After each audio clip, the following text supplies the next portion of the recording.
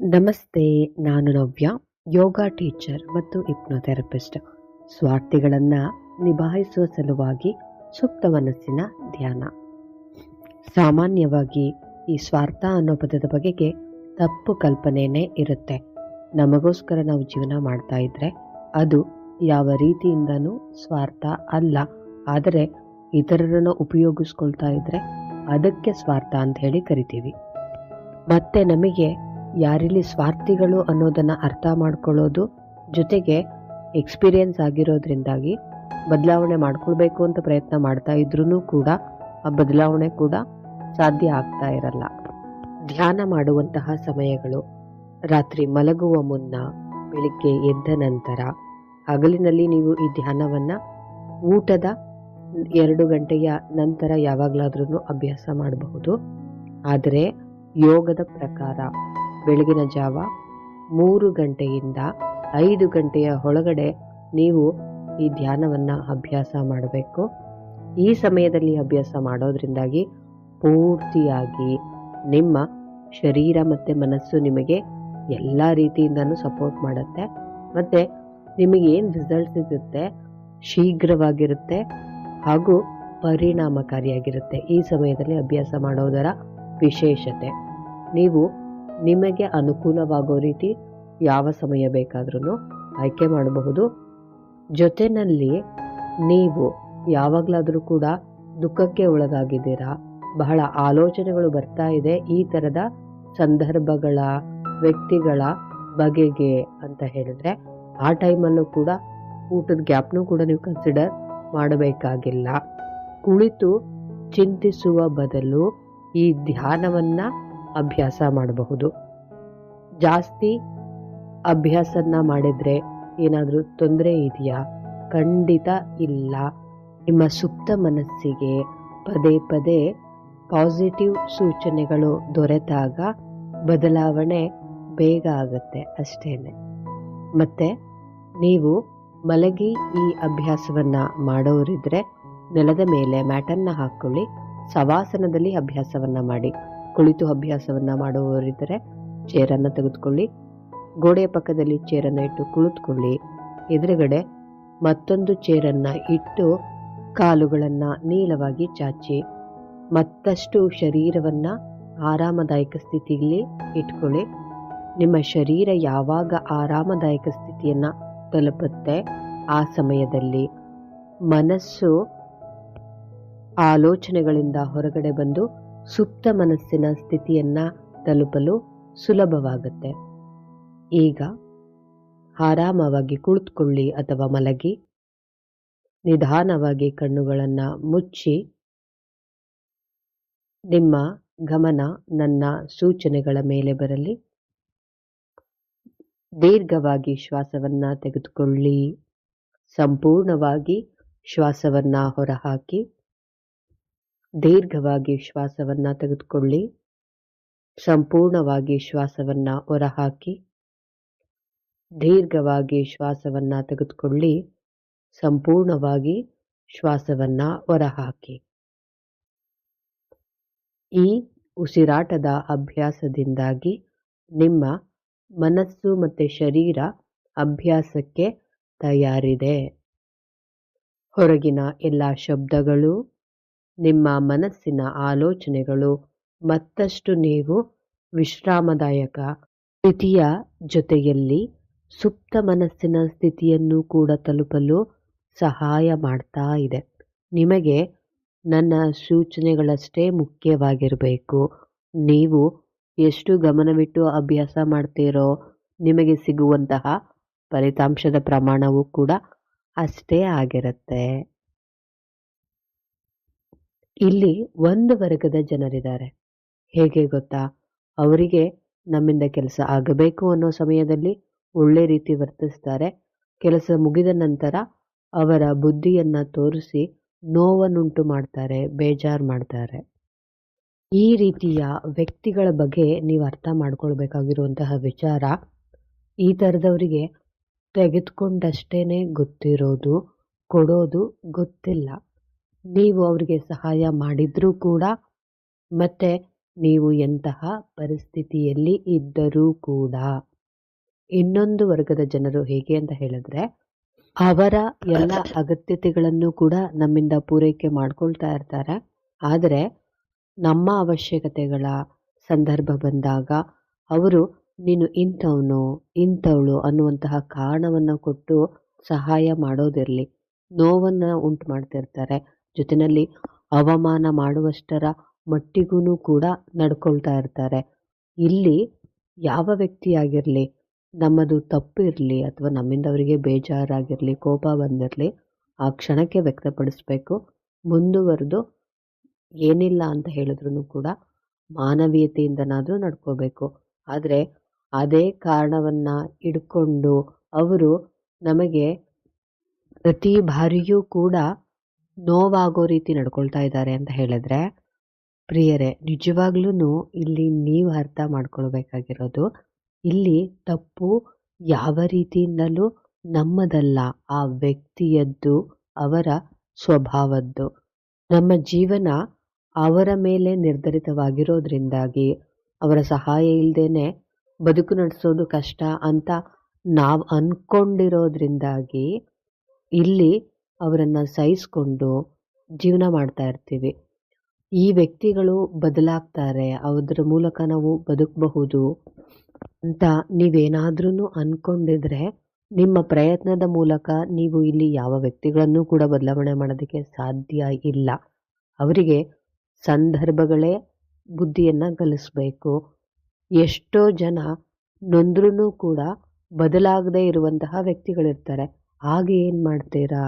ಅದರಿಂದಾಗಿ ಇಂತಹ ವ್ಯಕ್ತಿಗಳ ಸಹಾಯನ ತೆಗೆದುಕೊಂಡು ನರಳೋ ಬದಲಿಗೆ ಸ್ವಾಭಿಮಾನದಲ್ಲೂ ನರಳಿದ್ರೆ ಎಷ್ಟೋ ಪರವಾಗಿಲ್ಲ ಅಲ್ವಾ? ಜೊತೆಗೆ ಅವರು ಬದಲಾಗೋ ತನಕ ನಮಗೆ ನೆಮ್ಮದಿನೂ ತೆಗೆದುಕೊಳ್ಳೋದಕ್ಕೆ ಆಗಲ್ಲ. ಆ ಥರ ಬದುಕಬೇಕಾಗತ್ತೆ. ಆದರೆ ನಾವು ಸ್ವಾಭಿಮಾನದಿಂದ ಬದುಕಬೇಕು ಅಂತ ಅಂದ್ಕೊಂಡ್ರೆ ನಮಗೆ ಬೇಕಾದಾಗಾದರೂ ನಾವು ಫುಲ್ ಸ್ಟಾಪ್ ಇಟ್ಕೊಳ್ಬಹುದಾ? ಇನ್ನೊಂದು ರೀತಿ ಜನ, ಅವರಿಗೆ ಬೇಕಾದ ರೀತಿನಲ್ಲೇ ನಾವು ಬದುಕಬೇಕು, ಅವರು ಹೇಳಿದಾಗೆಲ್ಲ ಕೇಳಬೇಕು. ಎಷ್ಟೋ ಜನ ಇದನ್ನೇ ಪ್ರೀತಿ ಅಂತ ಅಂದ್ಕೊಂಡು ನರಳ್ತಾ ಇದ್ದಾರೆ. ಅದರ ಅರಿವು ಕೂಡ ಅವರಿಗಿಲ್ಲ. ಇಲ್ಲಿ ಅರ್ಥ ಮಾಡ್ಕೊಳ್ಬೇಕಾಗಿರೋ ವಿಚಾರ ಏನು ಅಂತ ಹೇಳಿದ್ರೆ, ಆ ವ್ಯಕ್ತಿ ಅವರನ್ನು ಪ್ರೀತಿಸ್ತಿದ್ದಾರೆ, ನಿಮ್ಮನ್ನಲ್ಲ. ಪ್ರೀತಿ ಅಂತ ಹೇಳಿದ್ರೆ ನೀವು ಚೆನ್ನಾಗಿರಲಿ ಅಂತ ಬಯಸ್ತಾರೆ. ನೀವು ಚೆನ್ನಾಗಿರೋದಕ್ಕೆ ಏನು ಮಾಡಬೇಕೋ ಅದನ್ನು ಮಾಡ್ತಾರೆ. ಅದನ್ನು ಬಿಟ್ಟು ನಾನು ಹೇಳ್ದಾಗೆಲ್ಲ ಇರು ಅಂತ ಹೇಳಲ್ಲ. ಸೊ ಇಲ್ಲಿ ನೀವು ನಿಮಗೆ ಆದ್ಯತೆಯನ್ನು ಕೊಡಿ. ನಿಮ್ಮ ಭಾವನೆಗಳಿಗೆ, ನಿಮ್ಮ ಬದುಕಿಗೆ ಎಲ್ಲದಕ್ಕಿಂತ ಹೆಚ್ಚಾಗಿ ನಿಮಗೆ ನೀವು ಗೌರವವನ್ನು ಕೊಟ್ಕೊಳ್ಳಿ. ಮೊದಲನೆಯ ಆದ್ಯತೆ ನಿಮಗಿರಲಿ, ಆ ವ್ಯಕ್ತಿಗೆ ಅಲ್ಲ. ಇದನ್ನು ನೀವು ಸರಿಯಾಗಿ ಅರ್ಥ ಮಾಡ್ಕೊಂಡಿಲ್ಲ ಅಂತ ಹೇಳಿದ್ರೆ, ಕೊನೆಗೆ ಒಂದು ದಿನ ನಿಮ್ಮ ಮೂಲಭೂತ ಅವಶ್ಯಕತೆಗಳನ್ನು ಕೂಡ ಪೂರೈಸ್ಕೊಳ್ಳೋಕ್ಕಾಗದೇ ಇರೋ ಮಟ್ಟಕ್ಕೆ ನೀವು ಬಂದುಬಿಡ್ತೀರ. ಮತ್ತು ಇನ್ನಷ್ಟು ಜನ ಅವರ ಸಂಬಂಧಗಳು ಮತ್ತು ಸ್ನೇಹದ ನಿರ್ವಹಣೆಯಲ್ಲೇನೆ ಜೀವನವನ್ನು ನಡೆಸ್ತಾ ಇರ್ತಾರೆ. ಉದಾಹರಣೆಗೆ ಹೆತ್ತವರು, ಅವರ ಮಕ್ಕಳು ಹೇಗೆ ನಡ್ಕೊಳ್ತಾ ಇದ್ದಾರೆ, ಅದರಿಂದ ನಮಗೆ ನೋವುಂಟಾಗ್ತಾ ಇದೆಯಾ, ಅದನ್ನು ಕೂಡ ಗಮನಿಸದೆ ಜವಾಬ್ದಾರಿ ಅನ್ನುವಂತಹ ಕಾರಣಕ್ಕೆ, ಆದರೆ ಅದನ್ನು ಪ್ರೀತಿಯಿಂದನೂ ಕೂಡ ಮಾಡ್ತಿರ್ತಾರೆ. ಆ ವ್ಯಕ್ತಿಗಳು ನಮ್ಮ ಜೊತೆ ಹೇಗೆ ನಡ್ಕೊಳ್ತಾ ಇದ್ದಾರೆ ಅನ್ನೋದನ್ನು ಮರೆತು ಬಿಟ್ಟಿರ್ತಾರೆ. ಮತ್ತು ಸ್ನೇಹದಲ್ಲಿ ಅವ್ರು ಹೇಗಾದರೂ ನಡ್ಕೊಳ್ಳಿ, ಸ್ನೇಹ ಮುಖ್ಯ, ಸ್ನೇಹ ಕಳ್ಕೊಳ್ಬಾರ್ದು ಅನ್ನುವಂತಹ ಕಾರಣಕ್ಕೂ ಕೂಡ ಅವ್ರನ್ನ ಸಹಿಸ್ಕೊಂಡಿರ್ತಾರೆ. ಇಲ್ಲಿ ನೀವು ಅವರನ್ನು ಸ್ನೇಹಿತರು ಅಂದ್ಕೊಂಡಿರ್ತೀರ, ಮತ್ತು ಸಂಬಂಧಿಕರು ಅಂತ ಅಂದ್ಕೊಂಡಿರ್ತೀರಾ. ಆದರೆ ಅವರು ಕೂಡ ನಿಮ್ಮನ್ನು ಅದೇ ಭಾವನೆಯಿಂದ ನೋಡ್ತಾ ಇದ್ದಾರಾ? ಅಥವಾ ಟೇಕ್ ಫಾರ್ ಗ್ರಾಂಟ್ ಅಂತ ಹೇಳಿ ನಿಮಗೆ ಯಾವುದೇ ರೀತಿಯಾದ ಬೆಲೆಯನ್ನು ನೀಡದೆ ಅವರು ನಿಮ್ಮನ್ನು ಖಾಲಿ ಸಂಪೂರ್ಣವಾಗಿ ಉಪಯೋಗಿಸ್ಕೊಳ್ತಾ ಇದ್ದಾರೆ. ಇಲ್ಲಿ ಇಂತಹ ವಿಚಾರದಲ್ಲಿ ತಪ್ಪು ಅವರದು ಅನ್ನೋದಕ್ಕಿಂತ ಹೆಚ್ಚಾಗಿ ನೀವೇ ಕಾರಣವಾಗಿರ್ತೀರ. ಹೇಗೆ ಅಂತ ಹೇಳಿದ್ರೆ, ಅವರು ನೊಂದ್ಕೊಳ್ಬಾರ್ದು ಅನ್ನೋ ಕಾರಣದಿಂದಾಗಿ ಬಹಳ ಚೆನ್ನಾಗಿ ಅವರನ್ನು ನೋಡ್ಕೊಳ್ತಾ ಇರ್ತೀರ. ಯಾವ ವ್ಯಕ್ತಿಗೆ ಬೆಲೆ ಗೊತ್ತಿರೋದಿಲ್ವೋ, ಯಾವುದನ್ನು ಕೂಡ ಕೃತಜ್ಞತಾ ಭಾವದಿಂದ ನೋಡೋದೇ ಇಲ್ಲ, ಬೆಲೆ ಕೊಡೋದೇ ಇಲ್ಲ. ಮತ್ತೆ ನೊಂದಾಗ ವ್ಯಕ್ತಿಗೆ ಎಲ್ಲದರ ಬೆಲೆಯೂ ತಿಳಿಯುತ್ತೆ, ಒಳ್ಳೆಯ ವ್ಯಕ್ತಿ ಕೂಡ ಆಗ್ತಾನೆ. ನೀವು ಅದಕ್ಕೆ ಅವಕಾಶ ಕೊಡಬೇಕು. ಮತ್ತೆ ನಿಮ್ಮ ಸಂದರ್ಭ ನಾನು ಹೇಳಿದಂತಹ ಉದಾಹರಣೆಗಳಿಗಿಂತ ಭಿನ್ನವಾಗಿದ್ರೂ ಕೂಡ ಅಂತಹ ವ್ಯಕ್ತಿಗಳನ್ನು ನಿಭಾಯಿಸಲು, ಜೊತೆಗೆ ನಾವು ಕೂಡ ಇಲ್ಲಿ ಸಾಮಾನ್ಯ ಮನುಷ್ಯರಷ್ಟೇ ಅಲ್ವಾ, ನಮಗೂ ಕೂಡ ಇತರ ವ್ಯಕ್ತಿಗಳ ಮೇಲೆ ಡಿಪೆಂಡ್ ಆಗುವಂತಹ ಸಮಯ ಬಂದೇ ಬರುತ್ತೆ. ಆ ಸಮಯದಲ್ಲಿ ನಾವು ಯಾವ ವಿಚಾರಗಳನ್ನು, ವ್ಯಕ್ತಿಗಳನ್ನು ಆಯ್ಕೆ ಮಾಡಿಕೊಳ್ಬೇಕು, ಈ ಸುಪ್ತ ಮನಸ್ಸಿನ ಧ್ಯಾನ ನಿಮಗೆ ಈ ವಿಚಾರವಾಗಿ ಮಾರ್ಗದರ್ಶಿಯಾಗಲಿದೆ. ಈಗ ನಿಮ್ಮ ಗಮನ ಶರೀರದ ಮೇಲೆ ಬರಲಿ. ನಾನು ಶರೀರದ ಅಂಗಾಂಗಗಳನ್ನು ಹೆಸರಿಸ್ತಾ ಹೋಗ್ತೀನಿ. ನೀವು ಪ್ರತಿ ಬಾರಿಯೂ ಕೂಡ ಶರೀರ ಆರಾಮದಾಯಕವಾಗಿದೆ, ಆರೋಗ್ಯದ ಸ್ಥಿತಿಯಲ್ಲಿದೆ ಅನ್ನುವಂತಹ ಭಾವನೆಯಲ್ಲಿ ನೋಡ್ತಾ ಬನ್ನಿ. ಗಮನವನ್ನು ಬಲಗಾಲಿನ ಹೆಬ್ಬೆರಳ ಮೇಲೆ ತೆಗೆದುಕೊಳ್ಳಿ, ಗಮನಿಸಿ. ಹಾಗೆಯೇ ನಿಮ್ಮ ಗಮನವನ್ನು ಮುಂದುವರಿಸಿ ಎರಡನೆಯ ಬೆರಳು, 3, 4, 5, ಹಿಮ್ಮಡಿ, ಪಾದ, ಮೊಣಕಾಲು, ಕಾಲಿನ ಕಂಬ ಹಾಗೂ ಮೀನಿನ ಖಂಡ, ಮಂಡಿಯ ಭಾಗ, ತೊಡೆಯ ಭಾಗ. ಪೂರ್ತಿ ಗಮನ ಬಲ ಶರೀರದ ಮೇಲೆಯೇ ಇರಲಿ. ಸೊಂಟ ಹಾಗೂ ಪುಷ್ಟದ ಭಾಗ, ಹೊಟ್ಟೆಯ ಬಲಭಾಗ, ಎದೆಯ ಬಲಭಾಗ, ಬೆನ್ನಿನ ಮೇಲೆ ನಿಮ್ಮ ಗಮನವನ್ನು ತೆಗೆದುಕೊಳ್ಳಿ. ಬೆನ್ನಿನ ತಳಭಾಗ, ಮಧ್ಯ ಹಾಗೂ ಮೇಲ್ಭಾಗ. ಕುತ್ತಿಗೆಯ ಕಡೆ ನಿಮ್ಮ ಗಮನವನ್ನು ತನ್ನಿ. ಕತ್ತಿನ ಭಾಗ, ಭುಜ, ತೋಳು, ಮೊಣಕೈ, ಮುಂಗೈ, ಮಣಿಕಟ್ಟು,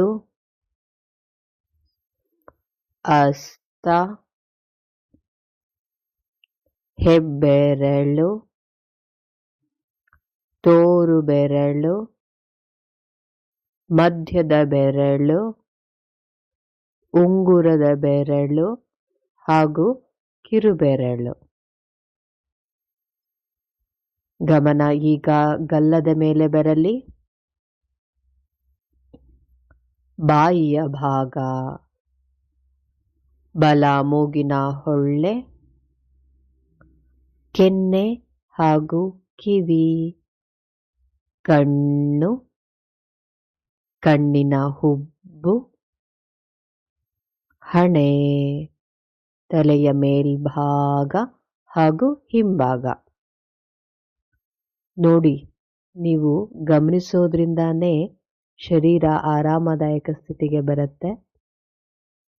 ಅದೇ ರೀತಿ ಶರೀರದ ಎಡಭಾಗವನ್ನು ಕೂಡ ವಿಶ್ರಾಂತಿಗೊಳಿಸೋಣ.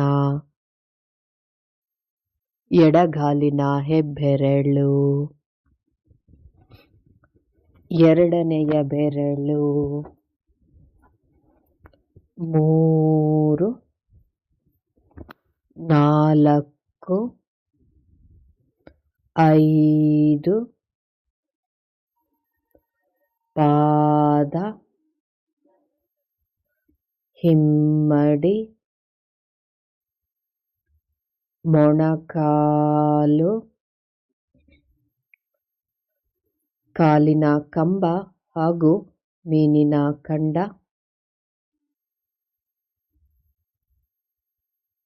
ಮಂಡಿಯ ಭಾಗ, ತೊಡೆಯ ಭಾಗ, ಪುಷ್ಟ ಹಾಗೂ ಸೊಂಟದ ಭಾಗ, ಹೊಟ್ಟೆಯ ಎಡಭಾಗ, ಎದೆಯ ಎಡಭಾಗ, ಬೆನ್ನು, ತಳ, ಮಧ್ಯ ಹಾಗೂ ಮೇಲ್ಭಾಗ. ಗಮನ ಈಗ ಕತ್ತಿನ ಭಾಗದಲ್ಲಿ, ಭುಜ ಹಾಗೂ ತೋಳು, ಮೊಣಕೈ, ಮುಂಗೈ, ಮಣಿಕಟ್ಟು, ಹಸ್ತ, ಹಸ್ತದ ಹಿಂಬದಿಯನ್ನು ಕೂಡ ಗಮನಿಸಿ, ಹೆಬ್ಬೆರಳು, ತೋರು ಬೆರಳು, ಮಧ್ಯದ ಬೆರಳು, ಉಂಗುರದ ಬೆರಳು, ಕಿರುಬೆರಳು. ಗಲ್ಲದ ಮೇಲೆ ನಿಮ್ಮ ಗಮನವನ್ನ ತೆಗೆದುಕೊಳ್ಳಿ. ಬಾಯಿಯ ಭಾಗ,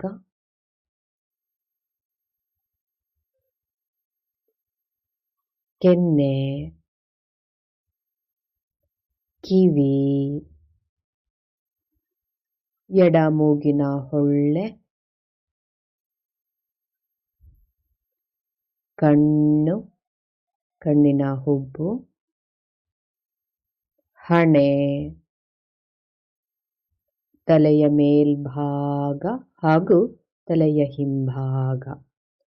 ಪೂರ್ತಿ ಶರೀರ ವಿಶ್ರಾಂತಿಗೊಂಡಿದೆ, ಹಗುರವಾಗಿದೆ.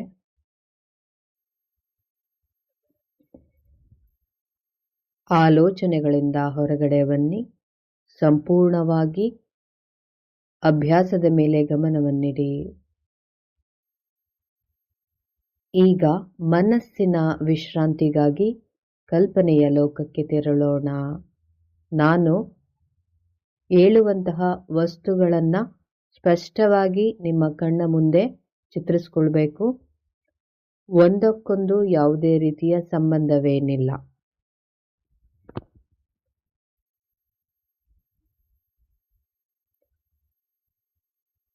ಪುಟ್ಟ ನದಿಯ ಚಿತ್ರಣ,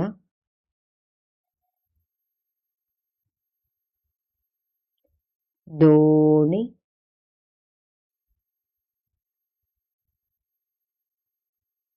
ನಗುತ್ತಿರುವ ಮಗು,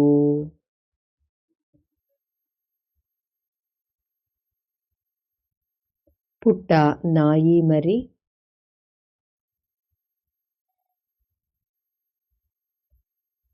ಸೀಬೆಯ ಗಿಡದ ಚಿತ್ರಣ, ಸೀಬೆಯ ಹಣ್ಣು, ಮಾವಿನ ಮರ, ಮಾವಿನ ಎಲೆ, ಬಿಳಿಯ ಗುಲಾಬಿಯ ಗಿಡ, ಮುಳ್ಳುಗಳಿಂದ ಕೂಡಿರುವ ಬಿಳಿಯ ಗುಲಾಬಿಯ ಹೂ, ರಾತ್ರಿ, ಆಕಾಶದಲ್ಲಿ ಹೊಳೆಯುತ್ತಿರುವ ನಕ್ಷತ್ರಗಳು, ಸಂಪೂರ್ಣ ಕತ್ತಲು, ಮತ್ತೆ ಬಿಳಿಯ ಗುಲಾಬಿಯ ಹೂ,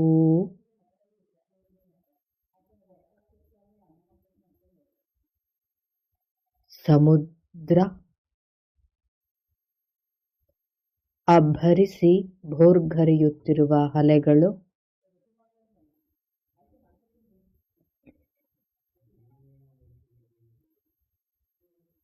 ಆಕಾಶದಲ್ಲಿ ಹಾರುತ್ತಿರುವ ಗರುಡ, ದಟ್ಟವಾದ ಕಾಡು, ಎತ್ತರವಾದ ಗಿಡಮರಗಳು. ಈಗ ಅಲ್ಲಿ 20 ಮೆಟ್ಟಿಲಿರುವಂತಹ ಒಂದು ಸ್ಥಳವಿದೆ. ಈ ಮೆಟ್ಟಿಲುಗಳು ಸ್ವಚ್ಛವಾಗಿದೆ ಹಾಗೂ ಸುಂದರವಾಗಿಯೂ ಇದೆ. ನಾನು ಯಾವ ಸಂಖ್ಯೆಗಳನ್ನು ಹೇಳ್ತೀನೋ ಆ ಸಂಖ್ಯೆಗಳು ಆ ಮೆಟ್ಟಿಲುಗಳ ಮೇಲೆ ಕೂಡ ಬರೆದಿದೆ. ನೀವು ಗಮನಿಸಬಹುದು. ಈ ಮೆಟ್ಟಿಲನ್ನು ಇಳಿದ ನಂತರ ನೀವು ನಿಮ್ಮ ಸುಪ್ತ ಮನಸ್ಸಿನ ಲೋಕವನ್ನು ತಲುಪ್ತೀರ. ಈಗ ಮೆಟ್ಟಿಲನ್ನು ಇಳಿಯಲು ತಯಾರಾಗಿ 20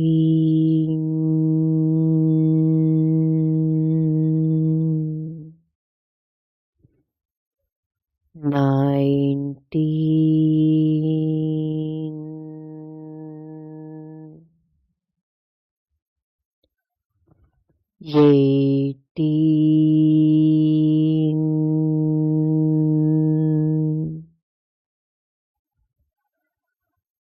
18 17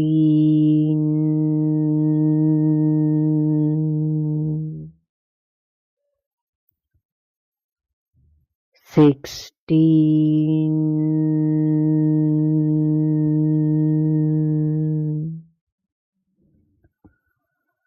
15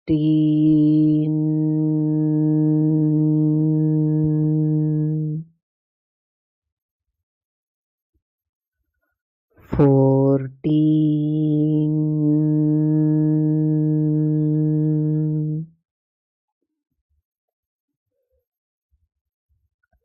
13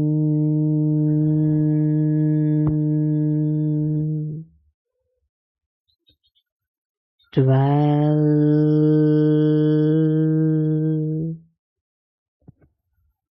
11 ನೀವು ಮೆಟ್ಟಿಲುಗಳನ್ನು ಇಳಿಯುತ್ತಾ ಆರಾಮದಾಯಕ ವಿಶ್ರಾಂತಿಯ ಸ್ಥಿತಿಯನ್ನು ತಲುಪುವುದರ ಜೊತೆಯಲ್ಲಿ ಸುಪ್ತ ಮನಸ್ಸಿನ ಸ್ಥಿತಿಯನ್ನು ಕೂಡ ತಲುಪ್ತಾ ಇದ್ದೀರಾ. 10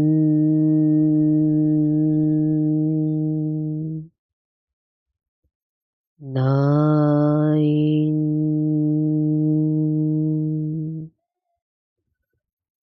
8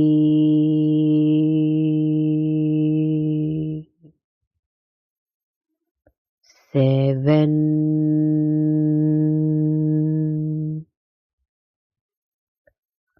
6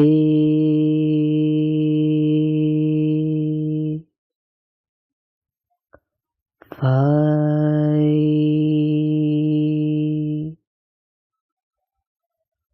4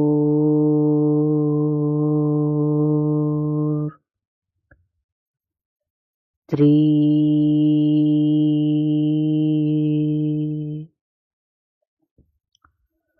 2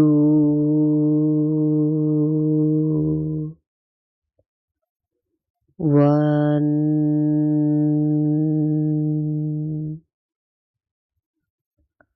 0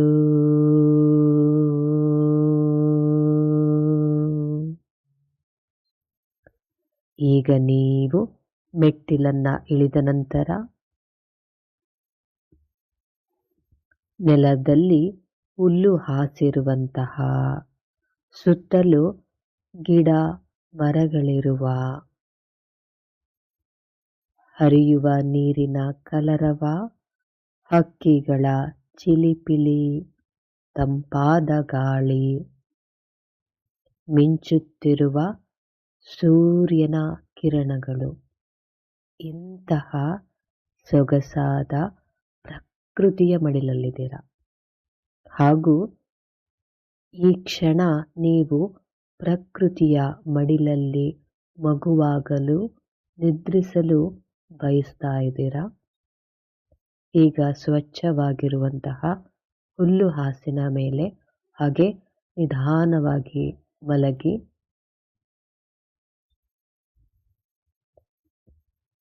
ಒಳ್ಳೆಯ ವಿಚಾರಗಳನ್ನು ನಾವು ತುಂಬಿಕೊಳ್ಳಬೇಕಾದರೆ ಮೊದಲಿಗೆ ನಾವು ಸ್ವಚ್ಛರಾಗಬೇಕು. ಆದ ಕಾರಣ ಈಗ ಆ ಗಂಗಾ ಮಾತೆಯು ಮಳೆಯ ರೂಪದಲ್ಲಿ ನಿಮ್ಮನ್ನು ಸ್ವಚ್ಛಗೊಳಿಸಲಿದ್ದಾಳೆ. ಮಳೆ ಬರುವ ವಾತಾವರಣ, ಸಣ್ಣ ಹನಿ ಶುರುವಾಗಿದೆ. ಹನಿಗಳು ನಿಮ್ಮ ಮೇಲೆ ಬೀಳ್ತಾ ಇದೆ. ಈಗ ಮಳೆ ಜೋರಾಗಿದೆ. ಈ ಮಳೆ ನಿಮ್ಮ ಹೊರಮೈ ಮಾತ್ರ ಅಲ್ಲ, ನಿಮ್ಮ ಶರೀರದ ಅಂಗಾಂಗಗಳನ್ನ, ಶರೀರದ ಅಣುವನ್ನು ಕೂಡ, ಜೊತೆಯಲ್ಲಿ ನಿಮ್ಮ ಮನಸ್ಸನ್ನೂ ಕೂಡ ಸ್ವಚ್ಛಗೊಳಿಸಲಿದೆ. ಈಗ ಈ ಮಳೆಯ ನೀರು ನಿಮ್ಮ ತಲೆಯ ಭಾಗವನ್ನ, ಮುಖವನ್ನ, ಕತ್ತಿನ ಭಾಗವನ್ನ, ಕೈಗಳು, ಬೆನ್ನಿನ ಭಾಗ ಎಲ್ಲವನ್ನೂ ಕೂಡ ಸ್ವಚ್ಛಗೊಳಿಸಿದೆ. ಸ್ವಚ್ಛಗೊಂಡಂತಹ ಭಾಗ ಬಿಳಿಯ ರೂಪದಲ್ಲಿ ಹೊಳೆಯುತ್ತಿದೆ. ಈಗ ಎದೆಯ ಭಾಗದಲ್ಲಿ ನಿಮ್ಮ ಗಮನ ಬರಲಿ. ಇಲ್ಲಿ ಹೃದಯ ಹಾಗೂ ಶ್ವಾಸಕೋಶಗಳನ್ನ ಒಳಗೊಂಡಂತೆ ನಿಮ್ಮ ಮನಸ್ಸು ಕೂಡ ಸ್ವಚ್ಛಗೊಳ್ತಾ ಇದೆ. ಎಷ್ಟೋ ಸಮಯದಲ್ಲಿ ಅವರು ಎಷ್ಟು ವರ್ಷದ ಸ್ನೇಹಿತರಾಗಿರಲಿ ಅಥವಾ ಸ್ವಂತ ಸಂಬಂಧಿಕರೇ ಆಗಿರಲಿ, ನಮ್ಮಿಂದ ಉಪಯೋಗ ಇಲ್ಲ ಅಂತ ಹೇಳಿದಾಗ ನಮ್ಮನ್ನ ಒಂದು ಹಂತಕ್ಕೆ ದೂರ ಇಡ್ತಾರೆ. ನಮಗೆ ಸಹಾಯ ಮಾಡಬೇಕಾದಂತಹ ಸಮಯದಲ್ಲೂ ಕೂಡ ಕೈ ಚೆಲ್ಬಿಡ್ತಾರೆ. ಇನ್ನೊಮ್ಮೆ ಅಹಂಕಾರ ಅನ್ನೋದು ಅವರಿಗೆ ಬಂದಾಗ ನಮ್ಮ ಜೊತೆಯಲ್ಲಿ ಕೆಟ್ಟದಾಗಿ ವರ್ತಿಸೋದಕ್ಕೇನೆ ಶುರು ಮಾಡಿಬಿಡ್ತಾರೆ. ಎಲ್ಲರೂ ಕೂಡ ಇದೇ ರೀತಿ ಅಂತ ಅಲ್ಲ, ಆದರೆ ಈ ರೀತಿಯ ಎಕ್ಸ್ಪೀರಿಯನ್ಸ್ಗಳಂತೂ ಆಗ್ತಾ ಇದೆ. ಇಲ್ಲಿ ನಮ್ಮ ಜೊತೆಯಲ್ಲಿ ಯಾವುದೂ ಕೂಡ ಶಾಶ್ವತವಾಗಿ ಒಂದೇ ರೀತಿಯಾಗಿ ಇರೋದಿಲ್ಲ. ಒಳ್ಳೆಯ ಸಂದರ್ಭಗಳು ಅಷ್ಟೇನೆ. ಯಾರೂ ಕೂಡ ಇಲ್ಲಿ ನಿಮಗೆ ಸಹಾಯ ಮಾಡೋದಿಕ್ಕೆ ಕಾದು ಕುಳಿತಿಲ್ಲ. ಆದರೆ ಪ್ರತಿಯೊಂದು ಕೂಡ ನಿಮ್ಮ ಬದಲಾವಣೆಯ ಮೂಲಕ ಸಾಧ್ಯ ಇದೆ. ನಿಮ್ಮ ಪರಿಶ್ರಮದ ಮೂಲಕ ಖಂಡಿತ ಸಾಧ್ಯ ಇದೆ. ಚಿಂತಿಸೋ ಅಗತ್ಯತೆ ಏನೂ ಇಲ್ಲ. ನಿಮ್ಮ ಶರೀರ ಹಗುರವಾಗಿದ್ದರೆ, ನಿಮ್ಮ ಮನಸ್ಸು ಖಾಲಿಯಾಗಿದ್ದರೆ, ಸಂದರ್ಭ ಹೇಗೇ ಇರಲಿ, ಸಹಾಯಕ್ಕೆ ಯಾರು ಇಲ್ಲದೇನೆ ಇರಲಿ, ಆಗಲೂ ಕೂಡ ನೀವು ಅದ್ಭುತವಾಗಿಯೇ ಜೀವನ ಮಾಡಬಹುದು. ಅದನ್ನು ಬಿಟ್ಟು ಇಂತಹ ವ್ಯಕ್ತಿಗಳನ್ನು ಉಳಿಸ್ಕೊಳ್ಳೋ ಪ್ರಯತ್ನದಲ್ಲಿ ನೀವೇನಾದರೂ ಇದ್ದರೆ, ಕಳೆದುಕೊಳ್ಳೋ ಭಯದಲ್ಲಿ ನೀವೇನಾದರೂ ಬದುಕ್ತಾ ಇದ್ದರೆ, ಆಗ ನಿಮ್ಮ ಜೀವನ ನಿಂತ ನೀರು ಆಗಿಬಿಡುತ್ತೆ. ನಿಂತ ನೀರು ಶುದ್ಧವಾಗಿರುತ್ತಾ? ಮತ್ತು ಎಲ್ಲ ವಿಚಾರಗಳು ನಿಂತಿರೋ ಕಡೆನೇ ಬಂದು ಸೇರುತ್ತಾ? ಖಂಡಿತ ಇಲ್ಲ. ನಾವು ನಮ್ಮ ಬದುಕಿನ ಕಡೆ ಗಮನವನ್ನು ನೀಡಿದ್ರೆ, ನಮಗೆ ಆದ್ಯತೆಯನ್ನು ನೀಡಿದ್ರೆ, ಆಗ ನಮ್ಮ ಜೀವನ ಹರಿಯೋ ನೀರಿನ ಥರ ಆಗುತ್ತೆ. ಶುದ್ಧವಾಗೂ ಇರುತ್ತೆ. ಹರಿಯೋ ಸಮಯದಲ್ಲಿ, ಹರಿಯೋ ಹಾದಿನಲ್ಲಿ ಸೇರುವಂತಹ ವಿಚಾರಗಳು, ವ್ಯಕ್ತಿಗಳು ಬಂದು ಸೇರ್ತಾ ಹೋಗ್ತಾರೆ. ಅದರಿಂದಾಗಿ ಯಾವ ವಸ್ತುಗಳನ್ನು, ವಿಚಾರಗಳನ್ನು, ವ್ಯಕ್ತಿಗಳನ್ನು ಹಿಡಿದಿಟ್ಕೊಳ್ಳೋ ಪ್ರಯತ್ನನ ಯಾವ ರೀತಿಯಿಂದಲೂ ಮಾಡಬೇಡಿ. ಮಳೆಯ ನೀರಿನಲ್ಲಿ ಕರಗಿ ಹೋಗಲಿ. ಅವುಗಳ ಚಿತ್ರಣ ನಿಮ್ಮ ಕಣ್ಣ ಮುಂದೆ ಬರಬೇಕು. ಹಾಗೂ ಮಳೆಯ ನೀರಿನಲ್ಲಿ ಕರಗಿ ಹೋದಂತಹ ಅನುಭವ ನಿಮಗಾಗಬೇಕು. ಪೂರ್ತಿಯಾಗಿ ಎಲ್ಲವನ್ನೂ ಕೂಡ ಮಳೆಯ ನೀರಿನಲ್ಲಿ ಕರಗಿಸಿಬಿಡಿ.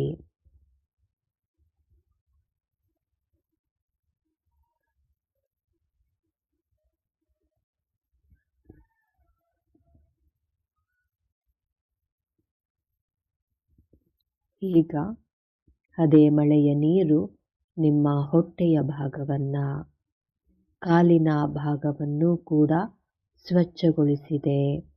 ಒಟ್ಟಿನಲ್ಲಿ ಸಂಪೂರ್ಣ ಶರೀರ ಮತ್ತು ಮನಸ್ಸು ಖಾಲಿಯಾಗಿದೆ, ಸ್ವಚ್ಛವಾಗಿದೆ.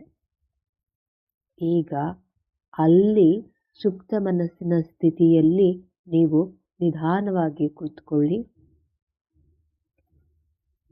ಕಣ್ತೆರೆದು ನೋಡಿ. ಈಗ ನಿಮ್ಮ ಕಣ್ಣ ಮುಂದೆ ನೀವು ಪೂಜಿಸುವ, ಆರಾಧಿಸುವ, ನಂಬಿರುವಂತಹ ನಿಮ್ಮ ಇಷ್ಟ ದೇವರ ವಿಗ್ರಹವಿದೆ.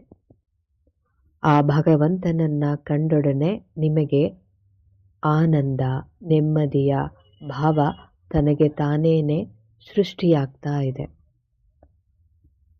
ಅಲ್ಲೇ ಪಕ್ಕದಲ್ಲಿ ಬಟ್ಟಲಲ್ಲಿ ಹೂಗಳಿದೆ. ಅದನ್ನ ನಿಮ್ಮ ಭಗವಂತನ ಪಾದಕ್ಕೆ ಅರ್ಪಿಸಿ, ಜೊತೆಯಲ್ಲಿ ನಿಮ್ಮ ಹಣೆಯನ್ನ ಭಗವಂತನ ಪಾದದಲ್ಲಿಡಿ.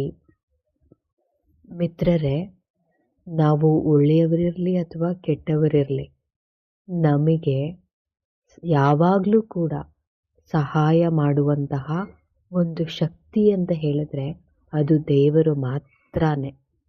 ನೀವು ಹೊರಗಿನ ವಿಚಾರಗಳು, ವ್ಯಕ್ತಿಗಳು ಮಾತ್ರ ಅಲ್ಲ, ನಿಮ್ಮ ಮನಸ್ಸನ್ನೂ ಕೂಡ ಮೀರಿ ಭಗವಂತನ ಮೇಲೆ ಡಿಪೆಂಡ್ ಆದರೆ ಆವಾಗ ನಿಮ್ಮ ಬದುಕಿನಲ್ಲಿ ಸಣ್ಣ ಪುಟ್ಟ ವಿಚಾರಗಳಿಂದನೂ ಸೇರಿಸಿ ಪ್ರತಿಯೊಂದು ಕೂಡ ಉತ್ತಮವಾಗಿ ಜರುಗುತ್ತೆ. ಜೊತೆಯಲ್ಲಿ ನಾವು ಈ ದಿನ ಏನಿ ಭಯ, ಆತಂಕ, ನೋವು, ದುಃಖದಲ್ಲಿ ಬಳಲ್ತಾ ಇದ್ದೀವಿ, ಇದೆಲ್ಲ ಹೊರಗಿನ ವಿಚಾರಗಳ ಮೇಲೆ ಡಿಪೆಂಡ್ ಆಗಿರೋದ್ರಿಂದಾನೆ. ಅದರ ಬದಲಿಗೆ ಈ ಅನಿಯಮಿತವಾದ, ಅಪರಿಮಿತವಾದಂತಹ ಭಗವಂತನ ಆಶ್ರಯ ಅತಿ ಅದ್ಭುತವಾದಂತಹ ಆಯ್ಕೆಯಾಗಿರುತ್ತೆ.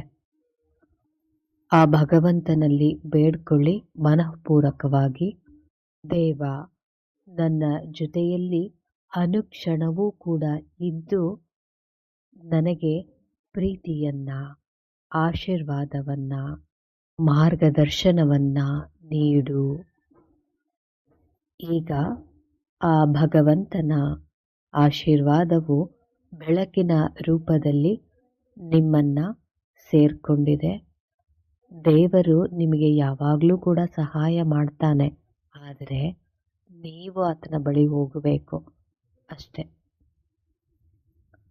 ಈಗ ನಮ್ಮ ಜೀವನ ನನ್ನ ಶರೀರ ಮತ್ತು ಮನಸ್ಸಿನ ಸಹಾಯದಿಂದ ಉತ್ತಮಗೊಳ್ಳುತ್ತೆ. ಈ ನಿಟ್ಟಿನಲ್ಲಿ ನೀವು ಇದನ್ನೆಲ್ಲ ಸ್ಪಷ್ಟವಾಗಿ ಕಲ್ಪನೆ ಮಾಡಿಕೊಳ್ಬೇಕು. ಒಳ್ಳೆಯ ಆಹಾರವನ್ನು ಸೇವಿಸೋದ್ರ ಮೂಲಕ ಒಳ್ಳೆಯ ಆಲೋಚನೆಗಳು ಬರುತ್ತೆ. ಶರೀರ ಮತ್ತು ಮನಸ್ಸು ಎರಡರ ಆರೋಗ್ಯವೂ ಕೂಡ ಚೆನ್ನಾಗಿರುತ್ತೆ. ಅದರಿಂದಾಗಿ ನಿತ್ಯವೂ ನೀವು ಒಳ್ಳೆಯ ಆರೋಗ್ಯಯುತ ಆಹಾರವನ್ನು ಸೇವಿಸ್ತಾ ಇದ್ದೀರ.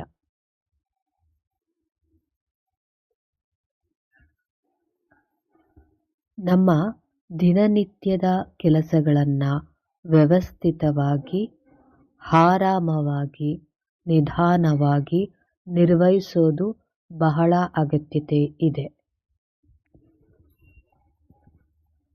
ಇಡೀ ದಿನವನ್ನು ನೀವು ಉತ್ತಮವಾಗಿ ನಿರ್ವಹಿಸ್ತಾ ಇದ್ದೀರ. ನಾವು ನಡೆಯೋದು ಕೂಡ ನಮ್ಮ ಬದುಕನ್ನು ನಿರ್ಧಾರ ಮಾಡುತ್ತೆ. ವೇಗವಾಗಿ ನಡೆದ್ರೆ ಉಸಿರಾಟ ವೇಗವಾಗುತ್ತೆ, ಆಲೋಚನೆಗಳು ಕೂಡ ವೇಗವಾಗುತ್ತೆ.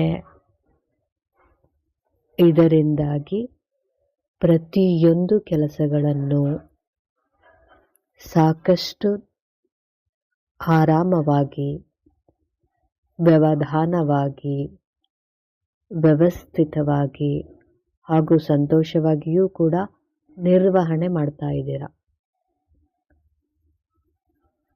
ಇದರಿಂದಾಗಿ ನಿಮ್ಮ ಬದುಕು ಸಾಕಷ್ಟು ಒಳ್ಳೆಯ ಬದಲಾವಣೆಯನ್ನು ಕಾಣ್ತಾ ಇದೆ.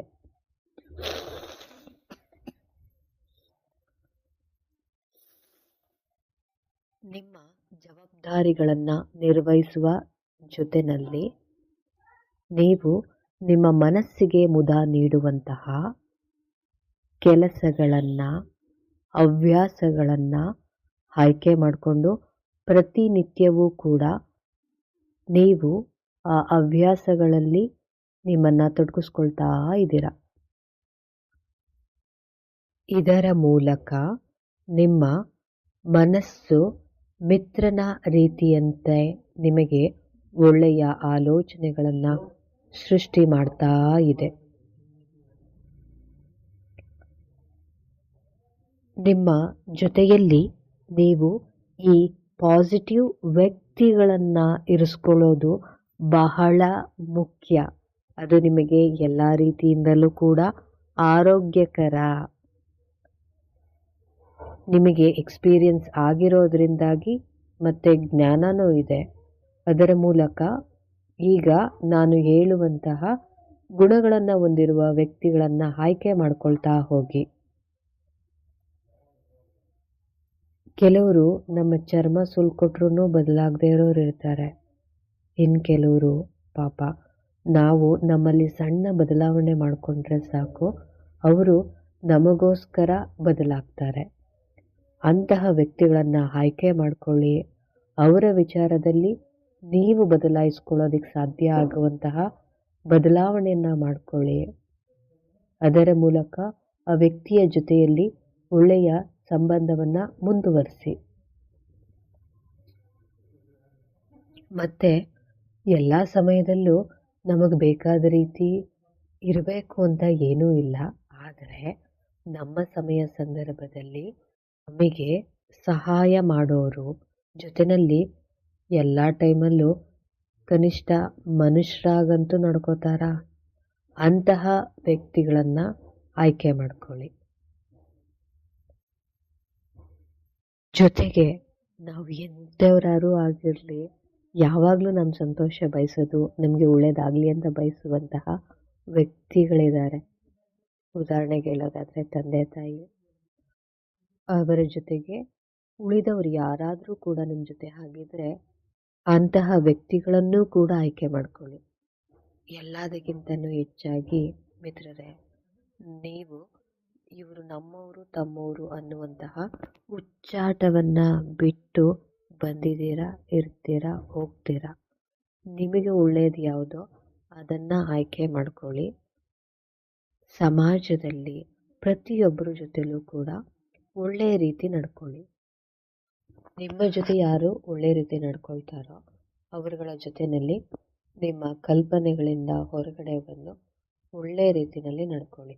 ಆವಾಗ ನಿಮಗೆ ಖಂಡಿತ ಒಳ್ಳೆಯ ವ್ಯಕ್ತಿಗಳು ಸಿಕ್ಕೇ ಸಿಗ್ತಾರೆ. ಈ ರೀತಿಯಾಗಿ ಭಗವಂತನ ಆಶೀರ್ವಾದ, ಶರೀರ ಮತ್ತು ಮನಸ್ಸಿನ ಶಕ್ತಿ, ಒಳ್ಳೆಯ ವ್ಯಕ್ತಿಗಳ ಸಂಬಂಧ, ಇವುಗಳ ಮೂಲಕ ನೀವು ಬಯಸಿದಂತಹ ಜೀವನವನ್ನು ಖಂಡಿತ ಮಾಡಬಹುದು.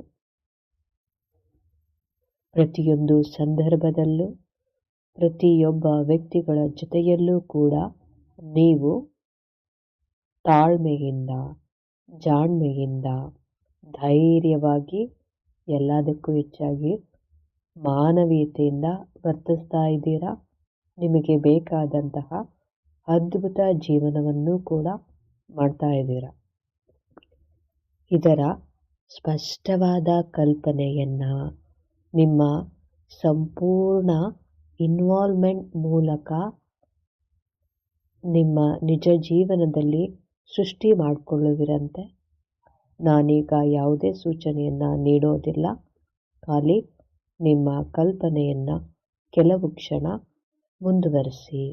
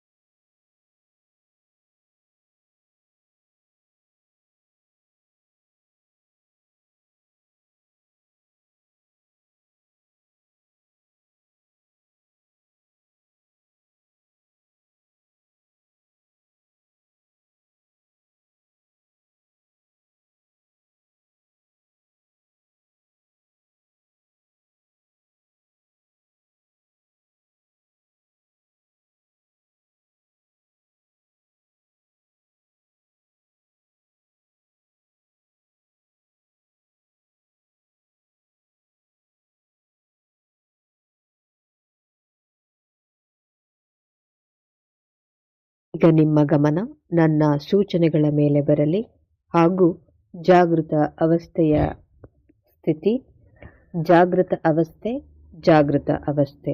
ಈಗ ನೀವು ನಿಮ್ಮ ಕಾಲ್ಬೆರಳುಗಳನ್ನು ನಿಧಾನವಾಗಿ ಅಲುಗಾಡಿಸಿ, ಕೈ ಬೆರಳುಗಳನ್ನು ಅಲುಗಾಡಿಸಿ, ತಲೆಯನ್ನು ಎಡದಿಂದ ಬಲಕ್ಕೆ ನಿಧಾನವಾಗಿ ಹೊರಳಿಸಿ ಹಾಗೂ ಆರಾಮದಾಯಕವಾಗಿ ಕುಳಿತುಕೊಳ್ಳಿ.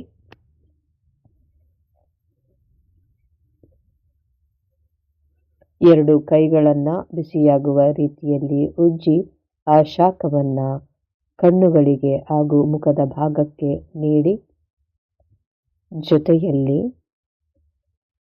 ನಿಮ್ಮ ಈ ಅದ್ಭುತವಾದ ಜೀವನಕ್ಕೆ ಕಾರಣವಾಗಿರುವಂತಹ ಪ್ರತಿಯೊಬ್ಬರಿಗೂ ಕೂಡ ಧನ್ಯವಾದವನ್ನ ಹೇಳಿ.